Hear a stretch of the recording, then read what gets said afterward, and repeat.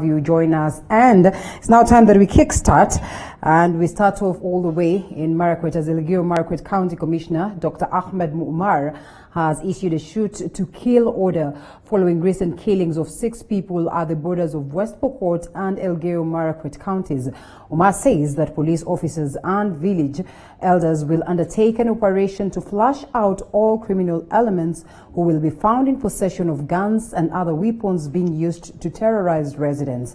He has given an ultimatum to those with weapons to surrender within 3 months or else face full force of the law. Wakati wa saa 10 asubuhi tumepata ripoti ya kwamba tulijulishwa kuwa wakati wa saa 10 asubuhi kuna wakora kutoka West Pokot walikuja wakaua kijana mmoja mwanafunzi wa St. Michael tena scary form 1 na tulipochunguza zaidi tukaambiwa kwamba kumbe huyo kijana pia ni watu katika wanajuana na hao vijana. Nawaambia kwamba wazee ujumuike kwa haraka iwezekanavyo tupate hao vijana, ama la tutajumuika sisi sote na West Pokot tufanye joint operation. Hii yetu inaendelea kwa sasa ni kivetu. Tutafanya joint operation na tutavamia kila nyumba ambayo imetoka vijana wametoka. Hatujali tutakuta nani hapo, tutavamia kila nyumba, tutatafuta hao vijana mpaka tuwapate. Na tukipata silaha katika hizo nyumba ama kwa hizo msitu wale wao, kwa sababu sisi mtu yote mwenye silaha tutapiga risasi. Hakuna cha kubembeleza. Once you're armed, wewe ni illegal, huna sheria ya kuwa na bunduki, uko na bunduki na unatumia bunduki tutakupiga risasi, hatukubembelezi. And still on sad note, fishermen drawn from the Karagita beach in Naivasha are in mourning following the death of one of their own that lost his life through an early morning accident involving a vehicle said to belong to a Meru MCA. The incident resulted to an act of arson to the said vehicle. Our Naivasha-based reporter Willie Dennis Njiru has this story. 3 a.m. on Moi South Lake Road in Naivasha. Billowing smoke from a wreckage of a car that is said to have been involved in an early morning accident that killed a fisherman from Karagita. Jamaa ametolewa nje, amegongwa akiwa nje ya barabara. Mwenye gari ndiye makosa kwa sababu yeye anakaa kama alikuwa mlevi. Na after kumgonga ndio huyu tena anataka kutoroka. Hao watu naambiwa walikuwa walevi. Sasa mlevi kwa hii barabara akiendesha hivi sasa hata ilikuwa agonge watu wengi, sasa ikabahatika tu akagonga huyo mmoja. It is said that the 2 a.m. accident occurred as a result of reckless driving. The driver is said to be an MCA of the Meru County. Ni MCA hii. Sasa ile kitu sisi tungeomba nituwekewe bumps. Kama hawataweza kuweka sisi tujiwekee for meanwhile. Although tumeteseka kwa barabara lakini finally wametusaidia, lakini vijana wataisha hapa. Lakini hata kama ni MCA ama ni nani, ni chungu sana kutuulia mmoja wetu. Initially, there have been instances of demonstration on this 27-kilometer stretch of road due to its poor state, but the recent upgrading has brought another set of challenges as traffic is moving fast, leading to accidents. Ndio tumetengenezewa barabara, lakini ikawekwe bumps. Tunaona vile magari zinapita kwa hii barabara, manze zinaenda mbio sana. Sasa kama basi serikali haitaweka bumps, sisi tuchukue jukumu, tulimelime mitaro ndio tufanye aje, at least tupunguze hiyo speed ya hizo magari kupita. Moi South Lake Road is quite significant due to its economic contribution within Nakuru County and the country at large, as there are massive investments both along the road from both the public and the private sector. Barabara ni kweli tumetengenezewa, lakini irrespective of the fact kama watengeneze bump kama haijamalizika ama haijamalizika, watutengenezee bump. Barabara kuanzia kutokana na dakika hii inafaa kuwa imewekwa bump, sababu itatumalizia watoto kwa barabara. Na sio hapa peke yake, ni kila mahali. Reporting for TV47 from Naivasha in Nakuru County, I'm Willie Dennis Njiru. And a family in Mugucha village, Muranga constituency is in mourning after a 60-year-old man was allegedly killed by his son and later burnt his body following domestic wrangles. According to witnesses, the 20-year-old son, Michael Mushiri, has been threatening to kill members of his family and has for a long time been addicted to drugs. The suspect has since gone into hiding as police officers launch manhunt.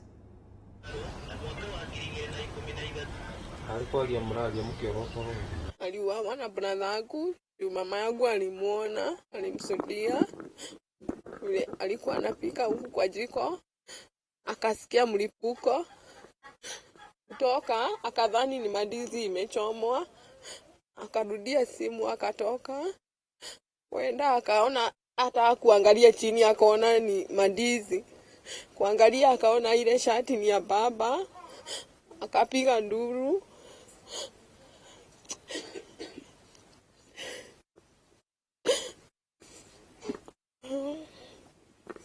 Kijana ameishi kutusumbua. Tumeenda hata kwa askari. Hakuna usaidizi tumeona. Hata huyo askari tulimpigia vile alituambia akikuja tumuite. Aliniambia, alisema ako Meru. Two families in Bita, Homa Bay County are in agony after two of their relatives went missing. The two who were headed for a burial have not been seen for the past 7 days. James Okoth reports. It is 7 days since Tobias Owino Seda, a businessman, and Enoch Ogot, a teacher at Kawili Primary School, left to attend a funeral in Bita. The duo cannot be reached on their mobile phones and no one has seen them since. Enoch is a teacher and Tobias Owino is a business person. Tobias owns a car, so Enoch had hired Tobias to take him with his car to attend this funeral. So I was requesting even the government or anybody who can assist. Please, please, please, I'm requesting you. May you please help me find my husband, whether alive or dead. The car they were traveling in, a Toyota Premio KBX 832M, was later found abandoned along Sondu-Kericho Highway with dents and without the number plates. It was towed to Sondu Police Station. It is now pain and agony for the family and friends of the two. They are appealing to the government to help speed up the search for the family members and bring them home either dead or alive. As human rights defenders, we will continue standing together with the family of Enoch and Owino Seda to ensure that they find justice, they find their kin, and whatever happened to the two of them is unraveled, and whoever is responsible, action is taken against them. And the teachers are now taking the lead in championing for the search of their colleague. Led by NAT Chairman Nyando Branch, Fred Kibwana, teachers have issued a 1-week ultimatum to security authorities to find the missing two. Kwa hivyo tunawaomba kama kuna uwezekano watupe jibu kwa wiki moja. Isipokuwa hivyo, sisi kama viongozi wa walimu tutaamua ni hatua gani tutafanya ili tuhakikishe kwamba familia wamepata haki, mwalimu amepatikana. Sisi kama viongozi wa walimu tunasema tuko tayari kumpata kwa hali yoyote alivyo, lakini ombi letu ni kuhakikisha kwamba kwa hii wiki mbili mwalimu aweze kupatikana. Hatuwezi sema ya kwamba serikali haina uwezo. Wana uwezo wa kuhakikisha kwamba mwalimu ambaye alitoweka Ijumaa aweze kupatikana. Kwa hivyo asante sana kwa wale ambao wamejumuika na familia siku ya leo kwa maombi. Mwalimu alikuwa mcha Mungu na alikuwa kiongozi katika kanisa. Kwa hivyo tunaomba watu wa kanisa waendelee kujumuika nasi katika maombi. Na vile vile walimu katika nyanja zote waweze kutusaidia ili tuweze kupeperusha habari hii. Mwalimu wetu mpendwa Enoch Ogot aweze kupatikana. Asanteni sana kwa wale wote ambao wamepata nafasi kufika hapa. Karibu nami pia nina mwalimu ambaye ni kiongozi wa chama cha NAT tawi la Kisumu East, Brother Victor Ndolo, ambaye pia amekuja hapa. Tuna walimu ambao alikuwa akihudumu nao katika nyanja ya sports, pia wamefika hapa. Tunasema pole kwa familia, tuna imani mwalimu atapatikana akiwa hai. Asanteni sana na tuzidi kuomba Mola. Mungu awabariki. No one has called the family asking for a ransom, further fueling fears that the duo might have been killed. Solidarity forever, solidarity forever. Reporting for TV47 from Kisumu County, I'm James Okoth. Well, we wish them all the best in their search. Now, our young parliamentarians have called upon the Ministry of Education to pay the Board of Management of Teachers as promised a few months ago, led by Embakasi East Member of Parliament Babu Owino and Samburu East Member of Parliament Naisula Lesuda. The MPs say they will take to streets come next week if the teachers won't be paid.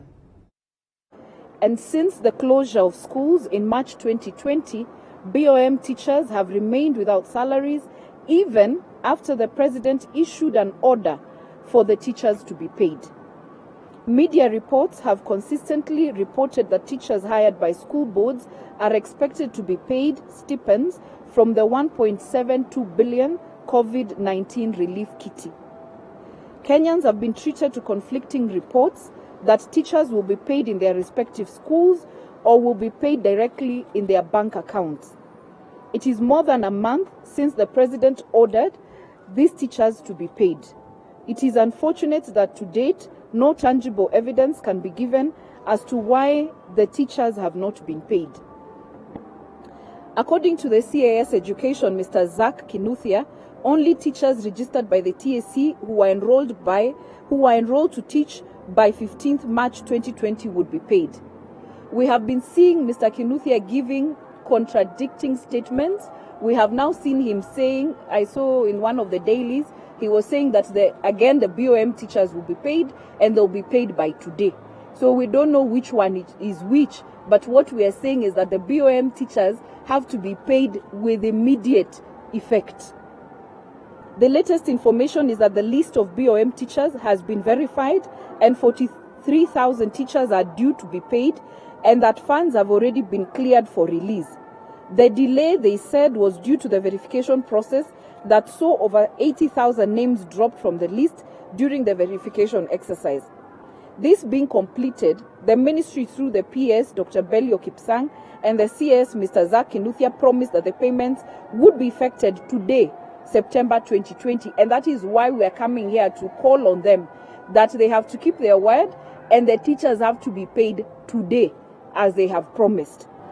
The president did agree that the BOM teachers should be paid, and we don't know where the delay is coming from, and as a result we are smelling a rat.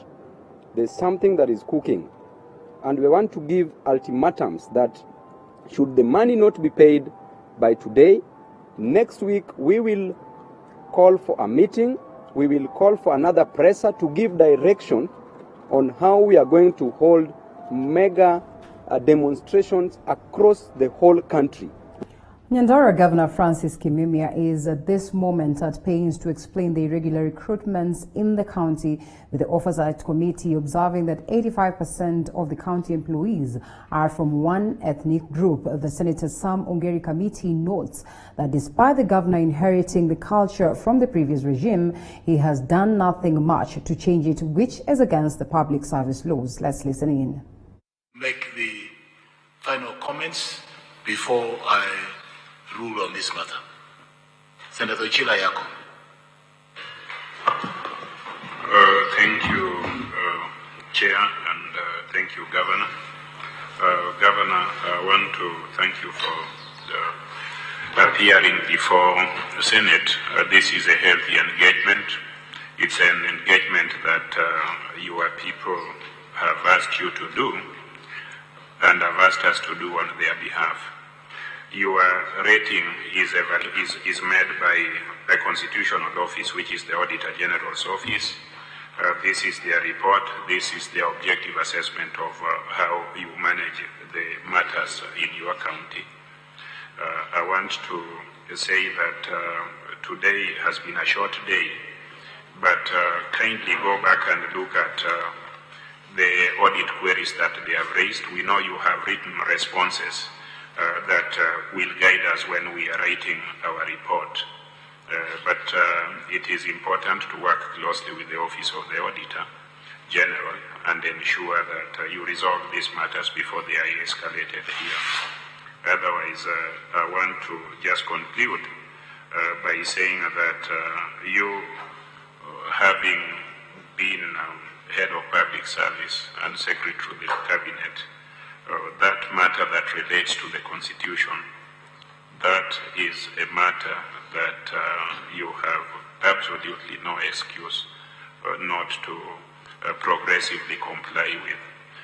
I know you started somewhere, but progressively you must achieve it. You have headed the public service of the nation, and you should be leading from the front. I want to appreciate your promise that you will do so. Thank you very much, and as you travel back to Nyandarua, pass the regards of the people of Migori through me, or the regards of the people of Migori through me to the people of Nyandarua. Tell them we are okay, and we hope that they are okay. Thank you, Chair. I think I don't have much to say, but Governor, I think you are a very experienced administrator as far as all the governors are concerned, having passed through the ranks up to where you have left government. And I'm sure that has translated into the unqualified position that you have today. But that doesn't mean that that is the end of it. I think you have a few challenges if you really get good support of members of your staff, which I believe maybe in the next audit query you should have clean bill of health as far as audit is concerned. I'm sure matters at the national level and the county level are a bit different, and also with the kind of backlog that was left behind by your colleagues, your colleague who left the office. I am a friend of Nyandarua through your senators, the former and the current. I've been there. I know the status of the road, which is a challenge to you, but you need to work hard. I'm sure you're collecting a lot of revenue also, which will help you to supplement what national government is giving you. But I think I am happy so far with what you have done, but you need to pull up your socks so that next time you shine more than how you have shined today. Thank you. Jonas Jirage, take care of my traveling a long distance. Thank you, Chair. I want to finish by saying that, Governor, we appreciate for you coming. The reason we are asking hard questions is because we know you have served at the national level. So we expect Nyandarua to be the torchlight in terms of evolution. All the 47 governors are set to appear before the Senate Accounts Committee to expound some more on county expenditure of the previous years. We'll be giving you details of the same later. And more than 700 farmers in Kilifi County have benefited from grants worth 100 million shillings on the World Bank program implemented through the Kilifi County government to increase food production, the money from the National Agricultural and Rural Inclusive Growth Project.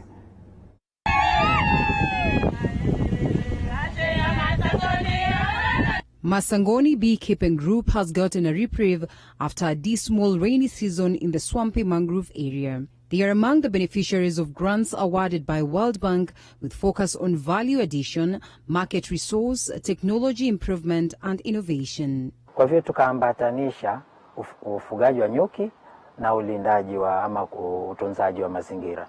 Kwa hivyo tukawafadhili na mizinga ambayo inawasaidia kuweza kupata motisha wa kuweza kuendelea kulinda mikoko.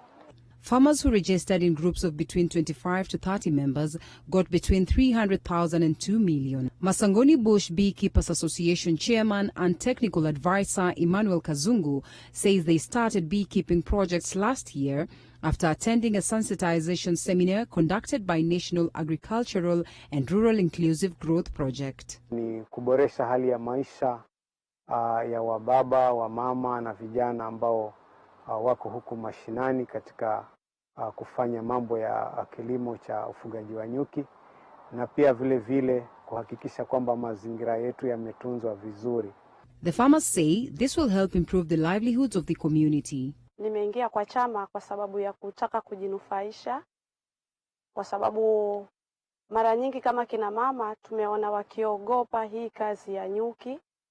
Inasaidia watu kupata lishe bora, kuweza kusaidia kulipa karo za shule hasa wakati kama shule zinaendelea. The program prioritizes coconuts, dairy, local chicken production, and beekeeping.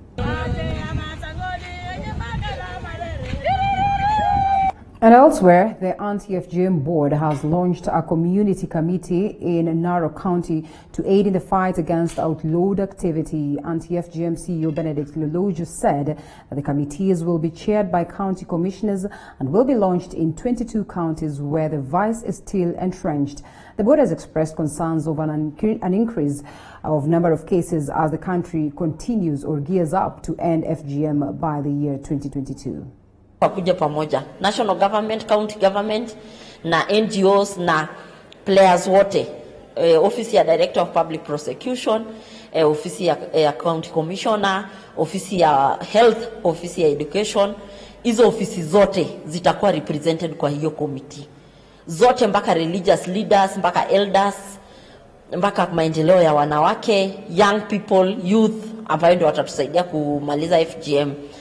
Vya ukeketaji ziko na kwa sahihi, hata tukiongea tuko na kisa ya Ndulele moja ambayo wasichana 3 walifanyiwa tohara na tukareport kwa sababu tulipata mtu alituelezea, na kwa mshangao unakuta bado hatujefaulu kuweka hao watu kwenda mbele ya kotini, na lakini bado tunapambana kusukuma, kwa sababu tunaambiwa tu ya kwamba wasichana wako, kwa sababu wale walishikwa jana sio wale walikeketwa. Wanawacha wale wanakeketwa, wanashika wengine. Hatujui ni kwa sababu gani. A section of residents of Korokora location in Garissa sub-county have rejected the promotion of an assistant chief to a chief, claiming he is an outsider. Isaac Ahmed, who until his promotion was one of the 3 assistant chiefs in Korokora location, was appointed in an acting capacity for the past 9 months following the retirement of Chief Abdi Mohamed Rabe in June.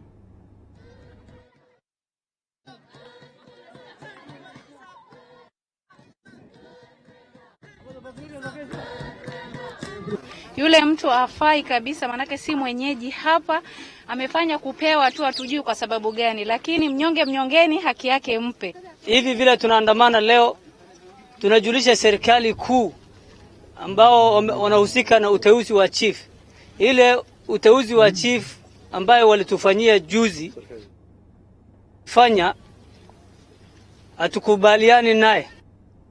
The government has commenced, we'll pick a different story right here. And yes, as we try and get that particular story, and we are taking a look at the different scenarios right here in the country, and of course that a terrible scenario in regards to ensuring that at least we are able to have every other Kenyan working in different regions without being segregated. But that aside, let's get to some bit of sports. And French giants Paris Saint-Germain suffered a shock 1-0 defeat against newly promoted Lens in their League One opener. A hooler from PSG's third choice goalkeeper